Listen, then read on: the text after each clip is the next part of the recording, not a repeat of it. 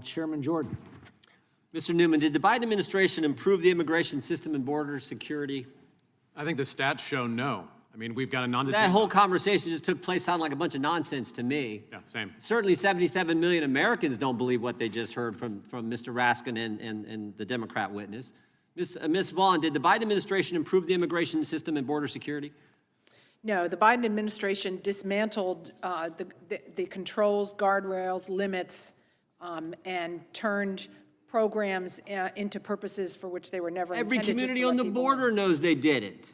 Yeah, we just had a 5-minute conversation. Oh, well, things are just wonderful. Joe Biden was the greatest. Mr. Fabricatore, you've been out on the front lines. You've dealt with this. Did the Biden administration improve the immigration system and border security? No, we have more illegal alien criminals on the street today because of the Biden administration. Yeah, they're trying to say, don't believe your lying eyes. Of course we know it's gotten worse.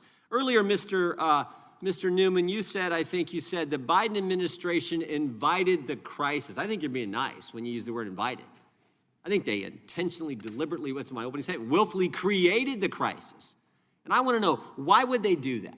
Why would an administration deliberately create the chaos we have seen, upwards of 10 million people coming in the country, these border communities? It's interesting, these border communities, that's been the biggest change in voting Democrat to voting Republican has taken place in those communities because they've felt it firsthand. We were in Yuma, Mr. Biggs brought this up, we were in Yuma, Arizona. The cost to the education system, the healthcare system, the public services in those communities, unbelievable.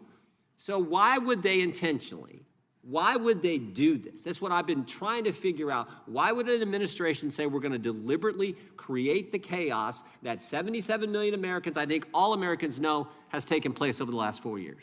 I can't pretend to know the motive of the administration, but what I'm asking you to hazard a guess as an expert in this area. Looking at what they've done and looking at the policies, what's very clear is that there's been an intentional desire to get as many people into the country as possible and keep them here. Ms. Vaughn, can you take a run at that question? Why would they do it? I think all kinds of Americans ask that question. Why would our government do this to our nation? Because they don't want any limits on immigration and because no one could stop them. Mr. Fabricatore? There was a definite open border agenda at the last 4 years, and that is exactly the way that I see it. You think there's, again, hazard a guess at the motivation. What do you think the motivation is? You know, it's hard to guess at allowing so many illegal aliens to enter into the United States. It's something that when you actually look at it and you look at the numbers, it's unfathomable to even think that many people were allowed, the gotaways, the 2 million gotaways that were allowed in this country, that we have no idea who they are. To me, I have no idea why they would allow that to happen. I don't get it either, particularly when you think about what happens to kids on this journey when they come to the country, what happens to women, the terrible things that take. I don't get it. And for them to try to say it was wonderful and it was an improvement, I don't get that either, because nobody believes that. I think earlier the ranking member said the asylum system was overwhelmed during the Biden administration. Why was it overwhelmed? Because they just opened everything up. No wall, no way, remain in Mexico. And when you get here, as you pointed out in your testimony, Mr. Fabricatore, you won't be detained, you'll be released. Now, what do we have to do to fix it? Mr. Fabricatore, a guy who's on the front lines, what do we have to do to fix it?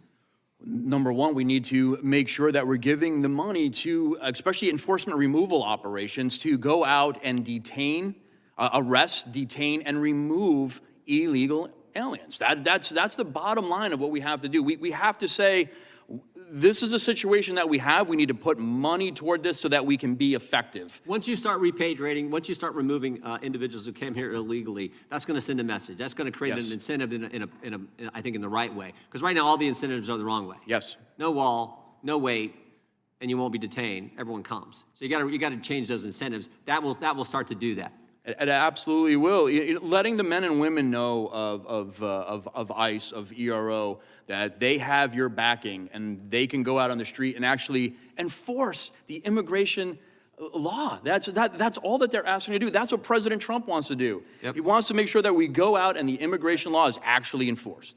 15 seconds, Mr. Newman. I'll give you the last 15. Yeah, but it's that. You have to fund the resources for ICE to get the job done. You have to show to people in this country illegally that you could be caught and you could be sent home. Well, this committee is committed to helping the administration have the resources to enforce the law and fix the problem. I yield back to the chairman. Ms. Scanlon. Thank you, Mr.